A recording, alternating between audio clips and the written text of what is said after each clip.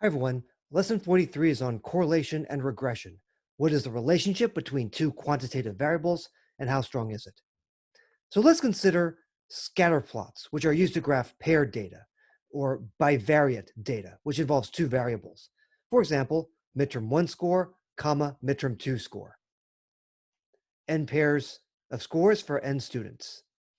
In fact, what you see here is a scatter plot based on an old version of Minitab, midterm 2 score versus midterm 1 score for about 90 students in a class. This person didn't do so hot. This person got a 25 on midterm 1 and a 12 on midterm 2. We'll come back to this. Correlation. Rho, that's a Greek letter, is the linear correlation coefficient for a population of bivariate data. R is the corresponding sample statistic. These measure the direction and strength of the linear relationship between two variables, and they're sometimes named after Carl Pearson. The following properties apply to both rho and R. Assume that we have bivariate data, pairs of this form. The linear correlation coefficient is a number between -1 and +1. The absolute value of R, meaning ignore the sign, measures the strength of the linear relationship between x and y. So for example, 1 and -1 indicate the strongest possible linear relationship. The sign of R measures the direction of the linear relationship. If R is positive, then y tends to increase with x, like positive slope. If R is negative, then y tends to decrease with x. If R is 0, then there's no linear relationship between x and y. A typical hypothesis test would involve the null hypothesis saying that rho is 0. Again, no linear relationship. So let's say that midterm 1 and midterm 2 represent test scores. Let's say that x and y represent test scores. X is midterm 1, y is midterm 2. They both have mean 50 points and standard deviation 10 points. And let's look at various values of R for these various scatter plots. Here, R is 0, a big old blob with no linear relationship. R equals 0.4, kind of a rather weak linear relationship, but generally going up. And stronger, stronger, stronger. 0.9, 0.95, stronger linear relationship. And by the time you get to R equals 1, you get a straight line.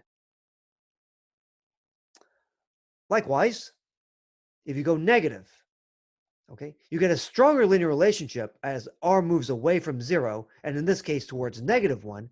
But in this case, in these cases, since R is negative, the scatter plot is generally trending downward.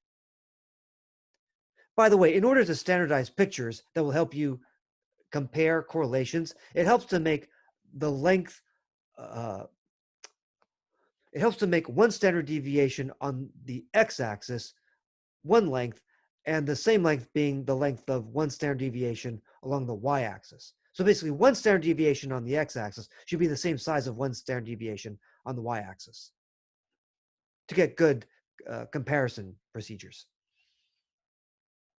Over here, the scatter plot I showed you, rho, the population linear correlation coefficient, was only a 0.4, which was shockingly low, but it revealed something about the class.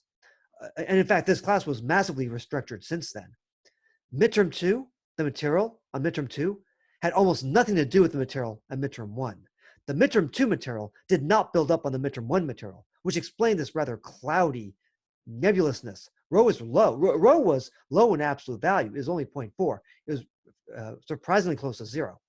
Normally, when I was a T at UCSD, the midterm 1 and midterm 2 for a calculus class would give us a rho of about 0.8 normally.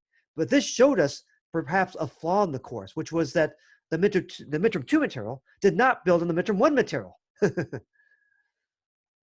Again, like statistical dependence, correlation does not imply causality or cause and effect. You could have, for example, confounding variables. R might not pick up strong nonlinear relationships. For example, here, you might not pick up a good nonlinear relationship.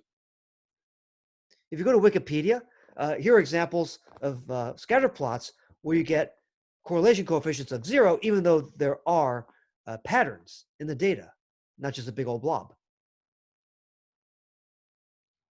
Averaging tends to inflate the strength. Like, for example, if you take the average dorm scores within, if you take dormitories and take average test scores by the averages in the dormitories, okay, so you have one average score for each dormitory, that tends to inflate this here.